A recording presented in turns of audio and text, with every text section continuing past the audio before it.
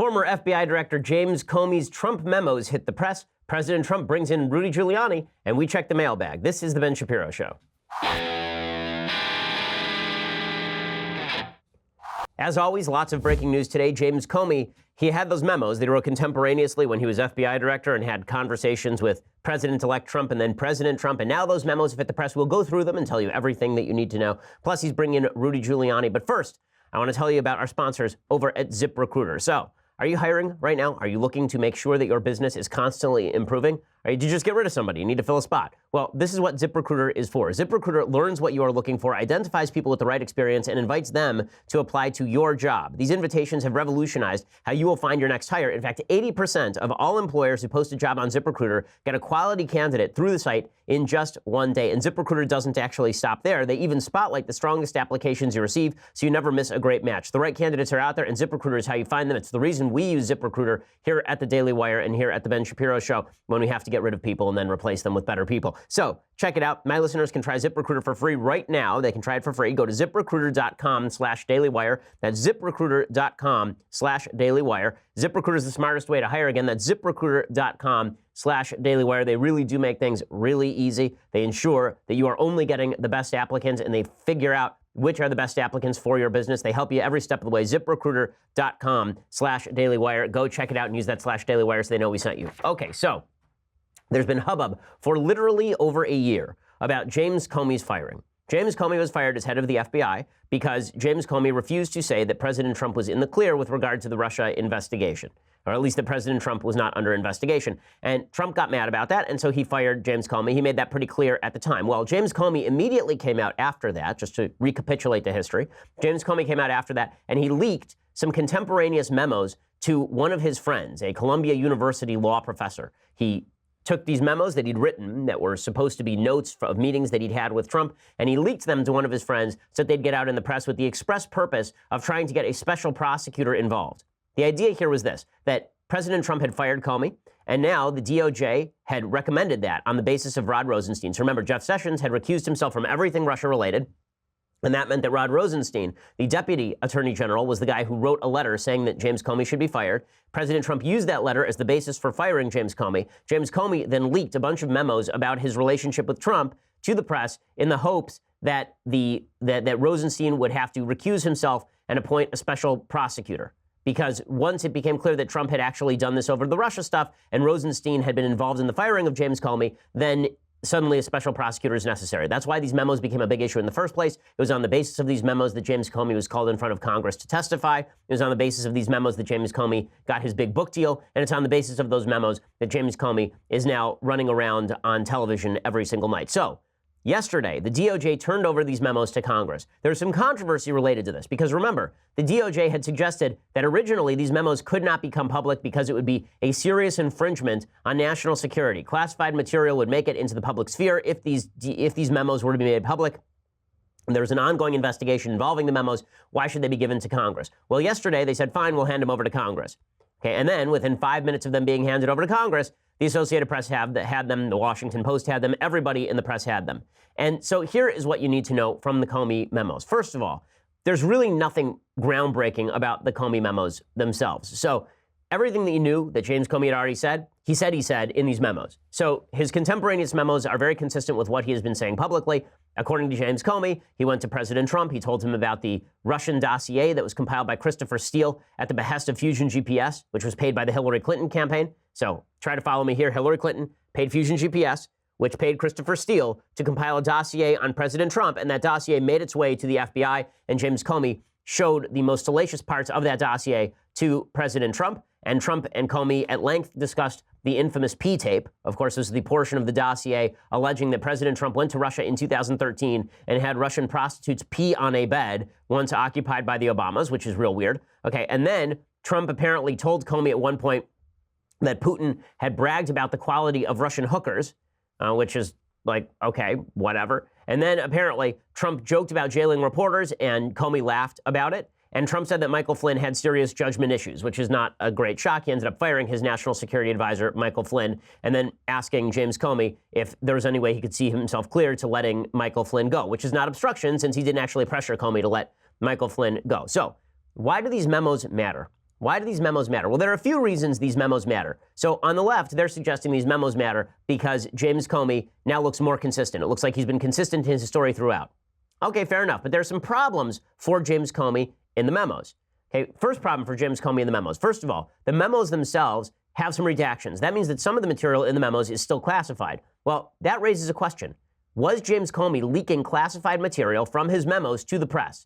If so, that's actually a crime. Now, Comey says he only leaked one memo to his friend, and that memo was unclassified, but we're going to have to figure this thing out because the fact is that according to the letter from the DOJ to Congress releasing these memos, quote, pursuant to your request, we are providing the requested memoranda in both redacted and unredacted formats for your convenience. The unredacted documents are classified, and we will provide those in a separate secure transmittal to the House Security Office tomorrow, which seems to imply that Comey's memos were not all unclassified. Okay, also, this seems to suggest that the DOJ fibbed about the importance of the memos in the first place. As I mentioned, the DOJ refused to turn over the memos when requested under the Freedom of Information Act last year. They claimed that the release of the memos would somehow impede the Mueller investigation. Nothing in the memo seems to suggest this is true. The memos also do not suggest obstruction, so this is a point in favor of President Trump. After the release of the memos, Representatives Devin Nunes, Bob Goodlatte, Trey Gowdy, they tore into Comey. They said, quote, the memos show that the president made clear he wanted allegations of collusion, coordination, and conspiracy between his campaign and Russia fully investigated. Furthermore, the memos demonstrate that Trump didn't want Russian election interference investigation ended, but the suggestion that he had engaged in lewd personal conduct, he wanted it investigated. So he was much more concerned with the allegations about the P-tape than he was concerned about the idea that Russia interfered in the election. He wasn't seeking to shut anything down or direct the investigation in any particular direction except on the P-tape, according to the Comey memos.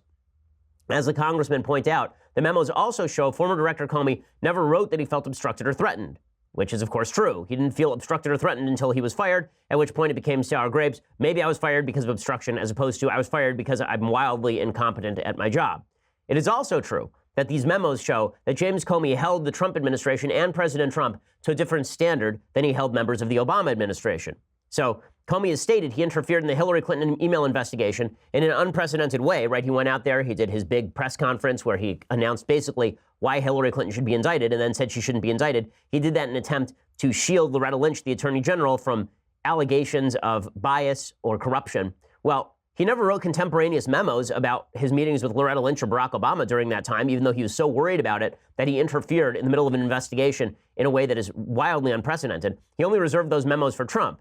And this is what the congressmen point out. They say, quote, he chose not to memorialize conversations with President Obama, Attorney General Lynch, Secretary Clinton, Andrew McCabe, or others, but he immediately began to memorialize conversations with President Trump. These memos also lay bare the notion that former Director Comey is not motivated by animus. Comey also never bothered to try to launch a special counsel investigation against Lynch and Clinton through leaks.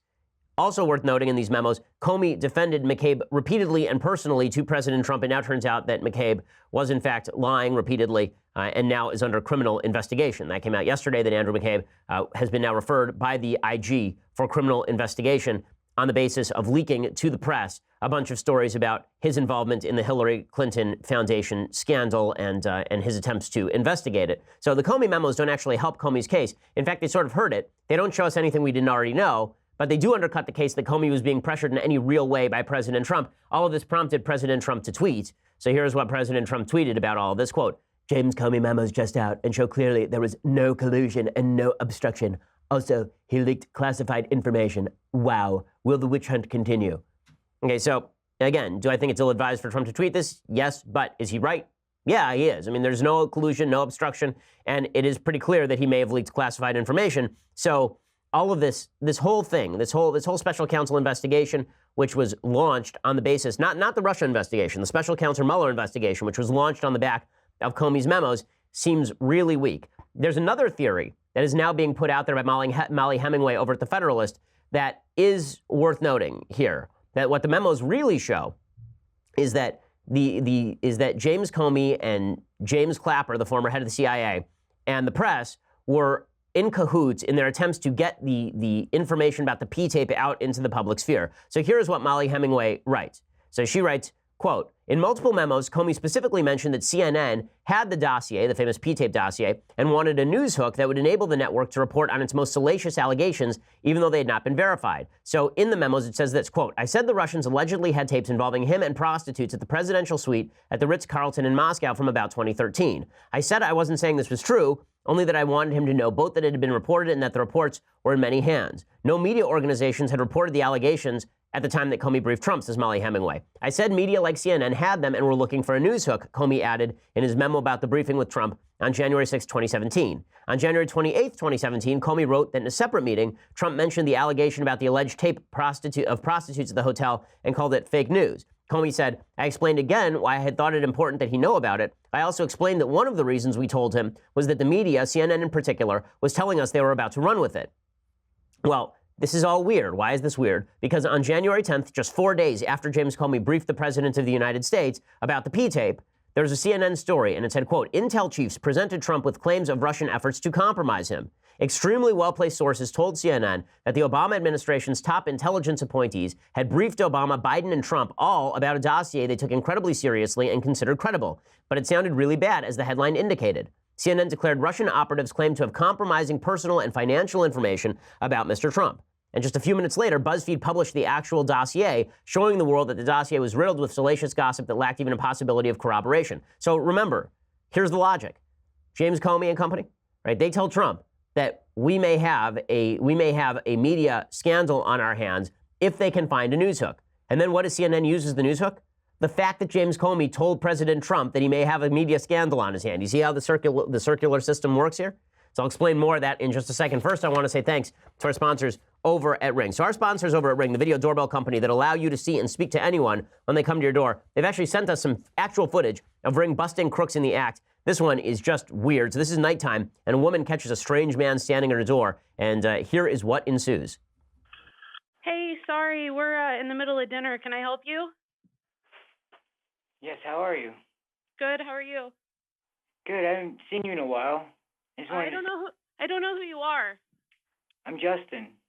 I don't know you, Justin. I met you a long time ago when I was younger.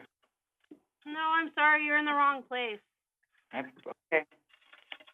Much love and God bless for both gods.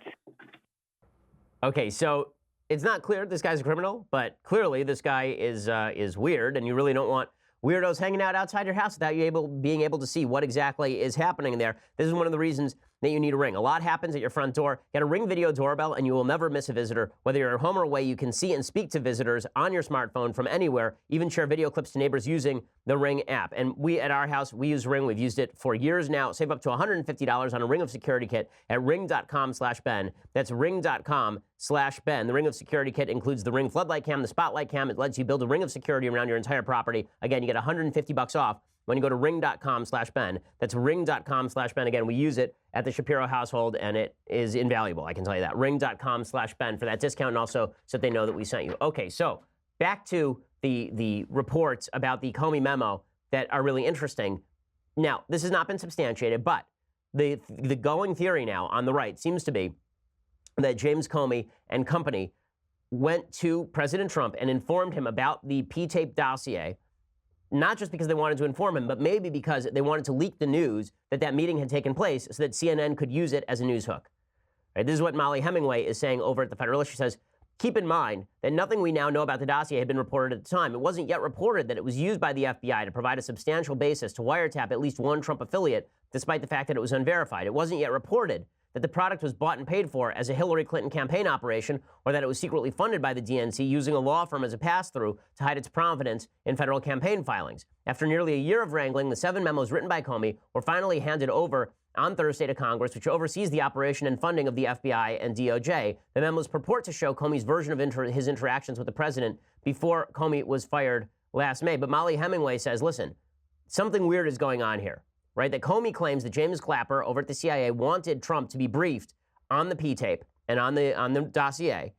And in the briefing, in his notes, he told Trump, CNN has this information. They may run with it at any time. They just need a news hook. And the very news hook that CNN used was, Trump has now been briefed about this stuff.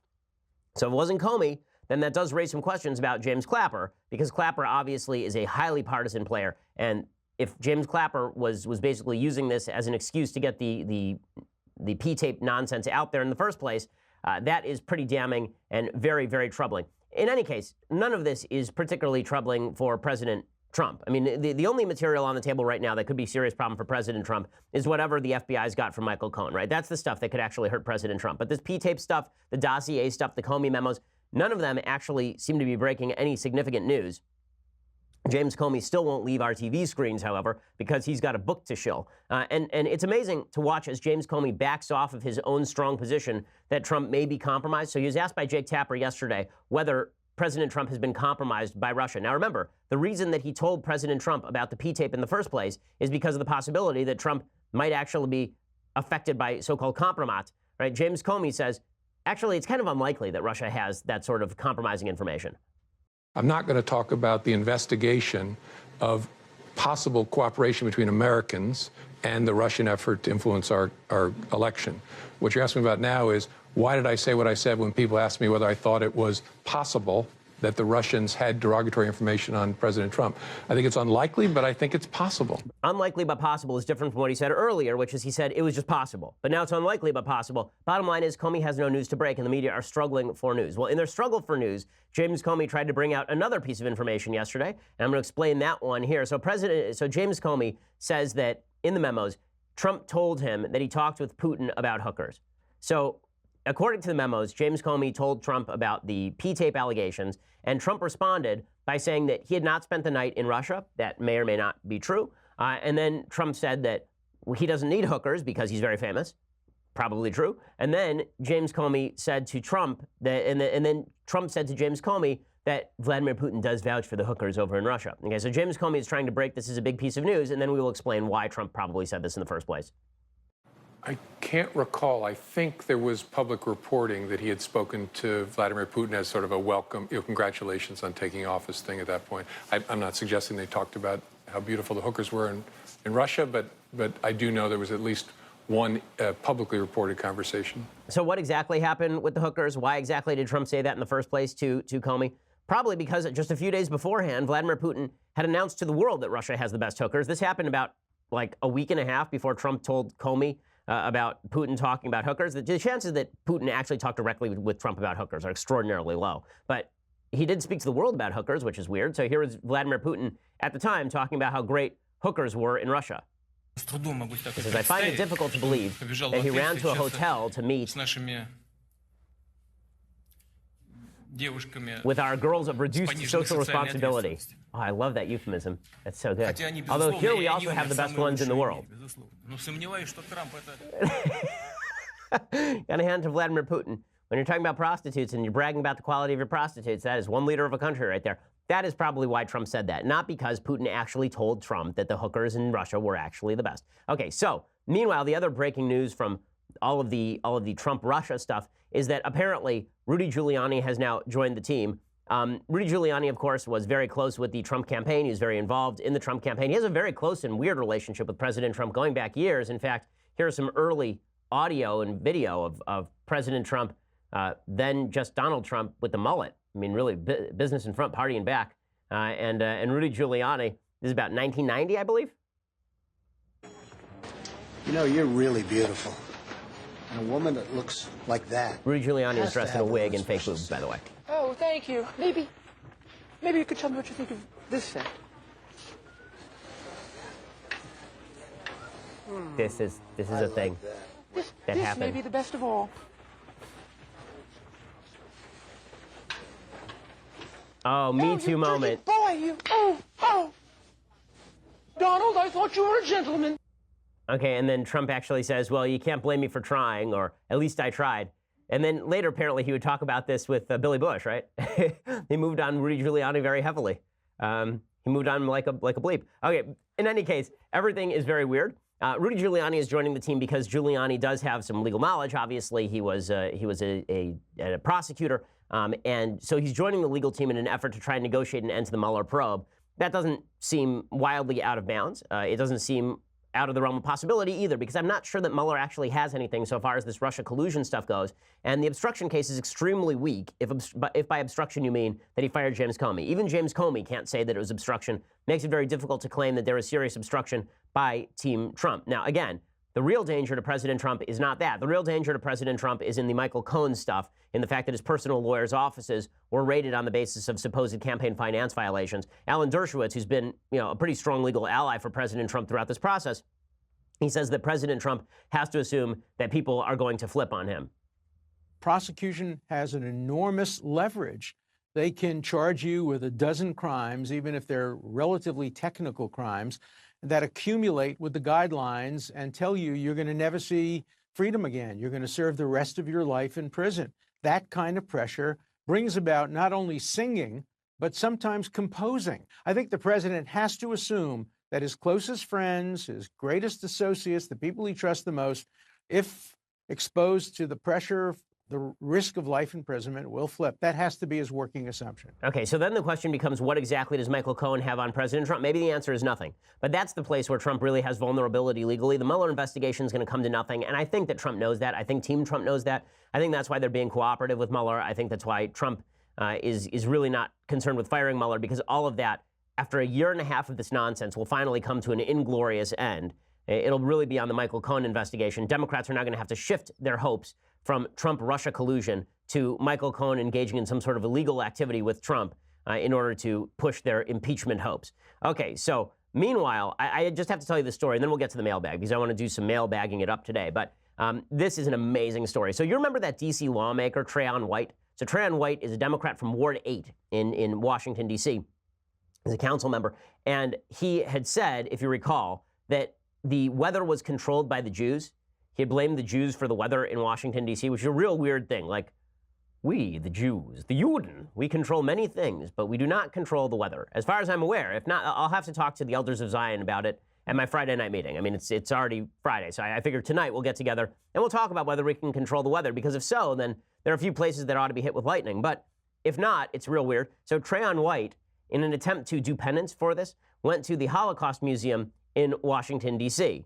So he said that he apparently spent some time on this tour, and it got very weird. So he suggested that an image of a German girl being marched through the streets of Norden in 1935 as humiliation for an alleged relationship with a Jew was actually depicting her being protected by Nazi troops surrounding her. There's a picture of a German woman wearing a sign around her neck, being paraded through the streets, and the sign says, "I slept with a Jew," basically. And this idiot, Treyon White, actually thought that this was the Nazis protecting this woman from the population outside, which is very, very weird. And that's when the museum experts pointed out that this was untrue. And then it apparently got weirder and weirder. Apparently, he suggested that the Warsaw Ghetto was a gated community. Like, I'm not joking about this. This is an actual thing that happened. So he said that he saw a picture of the Warsaw Ghetto. He said, "Oh yeah, it's just like a gated community." No, it was more like a giant open air prison. So there was that. That's why there was an uprising there. I love that he did this like on the anniversary of the Warsaw Ghetto uprising. Just tremendous awareness here.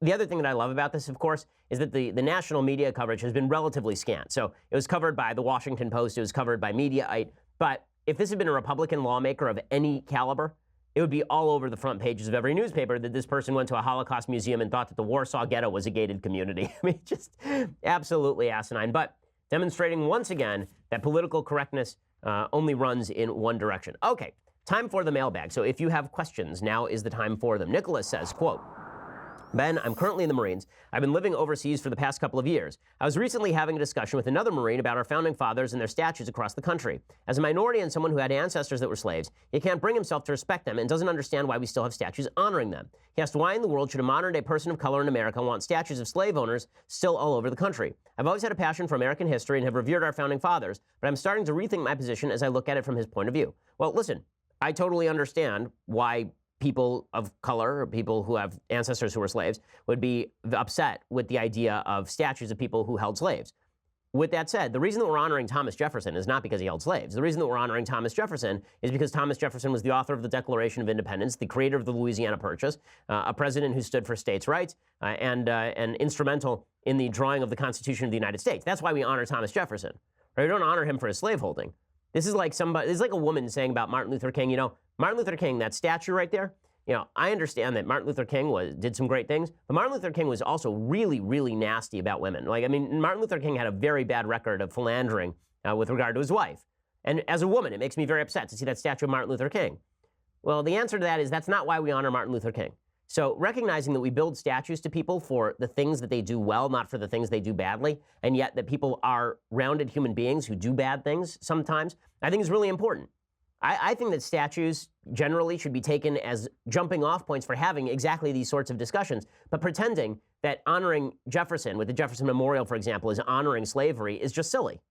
It's just not true. It's like saying that the Lincoln Memorial, that honoring Abraham Lincoln, is really about honoring his original sentiments with regard to the inferiority of black people. If you go back and read Abraham Lincoln in 1856, he was saying openly that he didn't think that black people were of the same capacity as white people. But that's not why we honor him. We honor him because of the Emancipation Proclamation and his belief in the end that black Americans were Americans, and these were American citizens, and that these people should be freed from slavery. And so what we choose to honor people about doesn't obscure the rest of their history, but we should recognize that us honoring Thomas Jefferson or George Washington is about honoring their achievements, not about honoring their demerits, and that we can discuss those demerits in the same breath as those achievements and recognize that people were people who lived of their time. It is also relevant to note that with regard to slavery, virtually everyone for thousands of years was living in a slaveholding society. And again, there are lots of people who today I think are real garbage, but we still honor their works of art. And how many artists do we know who are just bad people, like rotten human beings, but we still recognize that they made a good movie? How many politicians leave a woman to die at the bottom of a river and yet are called the Lion of the Senate? In other words, when you look at human beings, it is worthwhile to look at them in their entirety. But when you're looking at a monument, the monument is really to the achievements of the human beings. Nick says, Ben, what is your stance on global warming, now climate change? I know a lot of conservatives seem to be split on the issue. I've heard you before say that you would like to do more research on the issue before you discuss it, but I'd really like to know your opinion. There's a big issue between my friends and me. We discuss this regularly. Listen to you every morning. Keep up the good work. Okay, so Nick, here is my feeling on this. My feeling is that global warming, there are really a couple of issues. One is climate change taking place? And the answer is yes, climate change is taking place. Virtually everyone agrees climate change is taking place. The second question is, how much is man-made activity responsible for that climate change? In other words, what is the sensitivity of the climate to carbon emissions, for example? That's slightly more controversial. There are some scientists who say that it's 50% of all climate change is attributable to mankind. There are people who say 90%. There are people who say 30%. I don't know the answer to that. I would assume that it is a non-insignificant percentage is attributable to man-made activity. And then finally, there's the third question, which is what should we do about it? And the what should we do about it question is really the hardest, because I've noticed that there's this kind of nasty conflation that happens all the time on the global warming argument, which is if I say to you that I agree with the IPCC, the Intergovernmental Panel on Climate Change, that there will be a 7-degree Fahrenheit change in the average global climate by the year 2100. If I say I agree with you, I agree with all of the premises of this. If I say to you that this is going to mean that things change on the globe, but if I also say to you, listen, I think that your solutions like the Paris Accords are not actually going to make enough of a difference to be worth sacrificing trillions of dollars in future income and development in a wide variety of developing countries. So really what we should do is let the market handle it, and we should aid people who need to move from particular areas if climate threatens the places that they live. But population movement and transition due to climate change has been true as long as human beings have been on planet Earth. If I say that, then you say, well, you're denying climate change. Well, no, I'm not denying climate change. I'm just saying it happens, but my solution may not be your solution. And I think that we ought to analyze whether a particular solution is actually calibrated to do good or whether it is just virtue signaling in an attempt to redistribute wealth, which so many of these climate change solutions seamus seem to be. Seamus says, Ben, what are your thoughts on Pope Francis? So, you know, I was a big fan of Pope John Paul II. I was a big fan of Pope Benedict. I am not a big fan of Pope Francis. I think that Pope Francis seems to me to be an emissary of liberation theology, the left wing of the South American Catholic movement that suggests that social justice and Catholicism are one and the same. I don't think that this is correct. You know, it's hard to tell, honestly, what he's saying sometimes because obviously he speaks a different language than I do. And beyond that, some of the reporting is inaccurate. So sometimes you'll see people report things like Pope Francis says there's no hell. And then it turns out that it was just an atheist newspaper in Italy and they were misconstruing what he was saying. If you were to believe what the left believes about Pope Francis, I would say that I'm not as fond of him as a pope. If you were to believe, you know, what the right says about him, then maybe he's fine. But I will say that the headlines that I've seen him make, some of the things that he said about foreign policy, some of the things that he said about immigration, some of the stuff that he said about the environment, I don't find any of this to be deeply tied into theological concerns. I think it's much more political than theological. William says, I want to be a teacher and I'm toying with the idea of pursuing a PhD in social science education. What are your thoughts on PhDs? Well, my thought on PhD is that if it's useful, it's useful. You know, I'm not sure that it's a matter of one PhD being a grand thing versus a terrible thing. Is it useful to you? Then do it. If it's not useful to you, then don't do it. But I don't think a PhD necessarily confers a tremendous amount of expertise depending on what you're getting your PhD in and what your dissertation is about. Right? The way that you get your dissertation is by taking some classes and then writing a giant paper, basically. And that doesn't make you an expert on everything having to do with social science, obviously. Okay, so we're going to do some more mailbagging it up. But first, you're going to have to go over to dailywire.com and subscribe. $9.99 a month gets you a subscription to Daily Wire.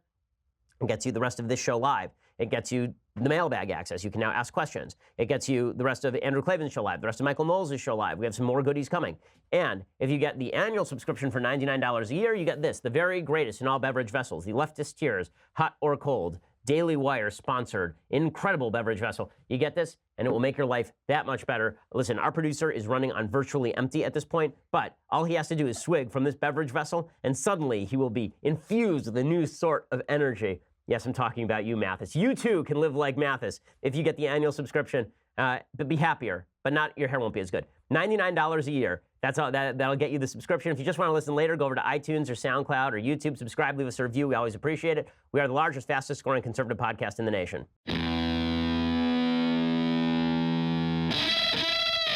Alrighty, more mailbag. So William asks, what can conservatives do to participate more in education and bring a diversity of thought to public education? Well, this is a real difficult thing because many states require that you be a member of a teachers union in order for you to teach, right? California is one of these states, and that means the teachers unions are obviously taking money from your paycheck and then using it for biased political curricula. You can do your best to teach straight politics. I would say start a private school, honestly. As far as the public education system, I think that it's run by the government, and as Ludwig von Mises suggested about bureaucracy, once a bureaucracy is owned by the state, it is very difficult for it not to promulgate the strength of the state. Once you're being paid by the state, your interest obviously is in maximizing the power of the state. Michael says, Ben, my question is this. My daughter is a freshman in high school, and over the summer, I would like her to be reading material that will help prepare her to think critically, philosophically, and with purpose. I'm looking for suggestions of material that would aid in this. Political philosophy, general philosophy, history, mythology, etc. Anything that would allow her to think independently and critically, which seems to be lacking in today's public school education. So the number one book I always recommend is there's a book by Henry Hazlitt called Economics in One Lesson. It's about 150 pages long, and it teaches you to think very solidly about economics in a very short period of time. Basically, all of economics is about recognizing that there are unintended consequences to the policies that you pursue. That book, Economics in One Lesson, begins with the broken windows conundrum. Basically, here's the question. You are a mayor of a city, and there's a criminal on the loose in the city. And this criminal is throwing rocks through plate glass windows. Is the criminal hurting the economy or helping the economy? Now, folks on the left would actually say the criminal is helping the economy. Why? Because now that criminal has broken a window, and the business owner is going to have to pay the glass manufacturer in order to fix the window. What Hazlitt points out is, of course, this is not true, that the criminal is, of course, hurting the economy because that baker who had his window broken could have been spending that money on hiring more employees to bake more goods and making his price cheaper. Could have been spending his money to repaint the place. Could have been spending his money on a yacht. Right? Bottom line is when you get to choose the products you consume, the economy runs better and to more to your pleasure than when the government controls what it is that you are consuming and what you must consume. That's the kind of thinking that goes into Economics in One Lesson. Check it out. That's book number one. And then I would recommend A History of America, the History of the American People by Paul Johnson. That is definitely worth reading. There are a lot of great books. I think we have a book list on the site. If not, we're going to put one up pretty soon. I've been promising that for a long time. I know we have one at the office that if you email me, I'll send it to you. Let's see. Someone else, anonymous, writes, Ben, I'm a white Catholic male, and I'm going to be having my first son come September. I'm excited but very nervous knowing that in the state of our country, he will instantly be seen as privileged. Any ideas on how to combat these new white stereotypes or advise on raising a son would help. Thank you. First of all, your son is privileged if he is born into a two-parent family, right? That is a privilege. He's born into the United States. That is a privilege. Does that mean that you should be guilty for that privilege? Hell no. It's not his fault what color he's born. And why should you be guilty about being born in the greatest country in the history of mankind? Why should you be guilty about making sure that your son is born into a two-parent family. That is a wonderful thing. You did something right. You made a good decision. Good for you. And your son shouldn't feel guilty about you making a good decision. The idea that you are guilty for making good decisions is so stupid. And it's really interesting. There's a story that I saw the other day that was widely covered about a woman who had graduated law school, and she had, I think it was 5 children. 5 children. She's a single mom. And I believe that the story was that she was never married in the first place, I think. If not, then the story is irrelevant. But let's assume, for the sake of argument, because the media does this all the time, that the media glorifies single motherhood in a way that no one else does, right? The media will suggest that a woman who has a child and she's not married, and then she overcomes obstacles like having a child in order to succeed in business is somehow greater than the woman who actually made the decision to get married. This drives me up a wall. Privilege of decision-making is what matters in the United States. In a free country, the decisions that you make ought to have an impact on how you live. If you choose to get married before you have a child, that is something you did right. And we should be celebrating that a lot more than the person who had a child out of wedlock and then succeeds. It's great that the woman who had a child out of wedlock succeeds, but she did set up an obstacle to herself. She did set up an obstacle to herself in terms of succeeding, because now she obviously has higher costs, she has to do childcare, and she's deprived her kid of a father in the home. So, this is why responsible decision-making matters. It really does. Joseph asked, Ben, what do Jews think of contraception? So this is rather controversial. There are a bunch of different commentaries and rulings on contraception. The general rule on contraception, according to Orthodoxy, as I understand it, is that contraception is forbidden except in cases of health. It is relatively widely prescribed, but it depends on the type of contraception. So in Judaism, the birth control pill is recommended more highly over prophylactics, for example. Mark says, Ben, fan here from Massachusetts, I have a question for you regarding end-of-life care and the role of government Medicare, Medicaid. Generally, when a family can no longer care for an elderly person, they are cared for in a nursing home under Medicaid, and the state absorbs the little money they have left in any monthly benefit checks. Is there actually a viable solution to the extremely expensive end-of-life care that does not involve government intervention? Well, I mean, sure, just the same as it would in the medical system, which is you save up a lot of money that did not go to Social Security and taxes for Medicare and Medicaid, and you set that aside for the day at the end of life when it's going to cost a lot of money. Plus, when you don't have government subsidies, and when you don't have mandates that are crammed down on doctors to prescribe certain things, then competition should lower the cost.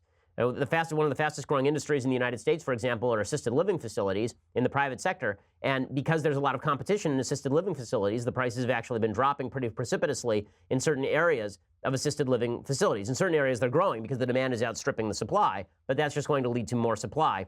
Supply and demand don't cease to work just because the cost of a particular product is particularly high.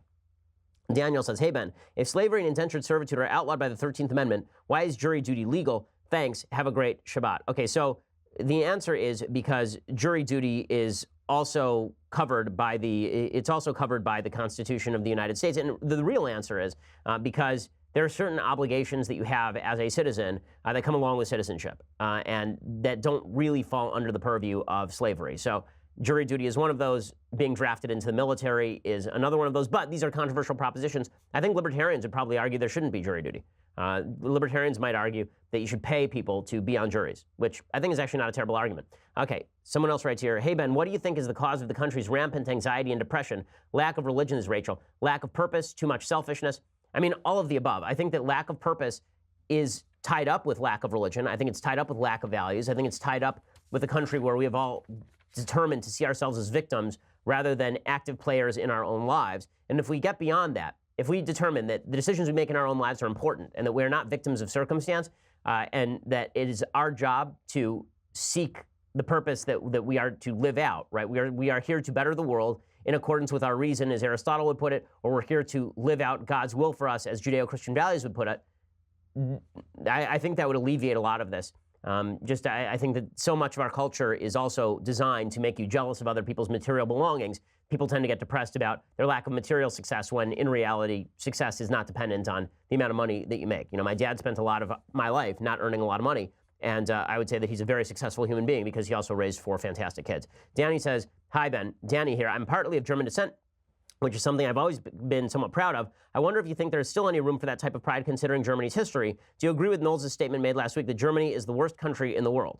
Well, I think that it depends on time. So I think that to label Germany the worst country in the world as though there is a unique sort of German character is relatively inaccurate because Germany was only constituted formally in the middle of the 19th century as one state. Before that, it was several states, right? It was Prussia, and it was Bavaria and various other principalities. But the notion that Germany is the worst country in the world now, I think, is silly. Obviously, it's not. It's not Afghanistan, right? It's not Iran. It's not North Korea. The idea that Germany was the worst country in the world in, say, 1805, I think, is silly, considering that Napoleonic France was still on the rise, that it was the worst country during the French Revolution. That obviously is not true. So countries change, right? Some countries are good at certain times and bad at certain times. Germany has a very checkered history. But to ignore the achievements of some Germans and pretend that, it's not the country that brought you Beethoven, Brahms, and Bach, and then to suggest in the same breath that Germany is responsible for the Nazis, again, as I said about individual human beings a little bit earlier, it's also true of countries. Countries can be good, countries can be bad, countries sin. We should look at all of these things in relation to one another without just labeling the entire country crap. Thomas says, "Hi, Ben. Can you shed some light on the difference between the soul and the spirit?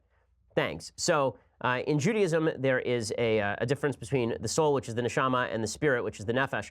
The soul is sort of what makes you unique, and the spirit is what animates you. It's the life force within you would be the easy way of describing it, I think. Okay, so a couple of more questions here. Frank says, "Hey, Ben, I've heard you mention the distaste you have for rock music. I was wondering, would you look at it better if it had more conservative values included in its lyrics, or is it the evolution of the instrumental sound it gives off? Much love and respect, Frank." Well, I think both. I mean, first of all, I think the values of rock music are essentially garbage and have been garbage for decades. But as far as the music itself, listen, I'm not going to pretend there aren't some rock bands that I like. I mean, I like the Doobie Brothers. Went to a concert a few weeks ago with the Doobie Brothers. I like Chicago. I like some of the old school, like 1960s, 1970s rock bands. I think some of those are actually pretty good and pretty creative. Stevie Wonder, I think, is a tremendous musician. But what I hate is the lack of musicality in rock music as compared to other forms of music, even jazz, is pretty astonishing on every level. Michael says, "Hi, Ben. I wanted to hear your opinion on the possibility of President Trump reinstating the draft if any further conflict with Russia and Syria were to escalate to a World War III type scenario. That, or if a war broke out between the states and somewhere like Iran or North Korea, do you think there's a realistic chance he would be president to restore the draft? Do you think society at large would cooperate?" Well, I mean, if there were a draft, I think people would cooperate. Is the president going to restore the draft? No, I think the draft is a thing of the past. Well, the fact is that we have a pretty large standing military, and the best way to increase the size of that military would be to offer people more money to join it, presumably, as opposed to reinstating the draft more broadly. All righty, so now a couple of the things that I like, a thing I like, and then maybe one thing that I hate here. So, thing I like. There's a guy who I recently met named Brian Keating. He is a professor of cosmology over at University of California, San Diego, and he has a brand new book coming out next week. It is really good. It's called Losing the Nobel Prize, a story of cosmology, ambition, and the perils of science's highest honor. The book is really pitched as a critique of the Nobel Prize and why the Nobel Prize is corrupt.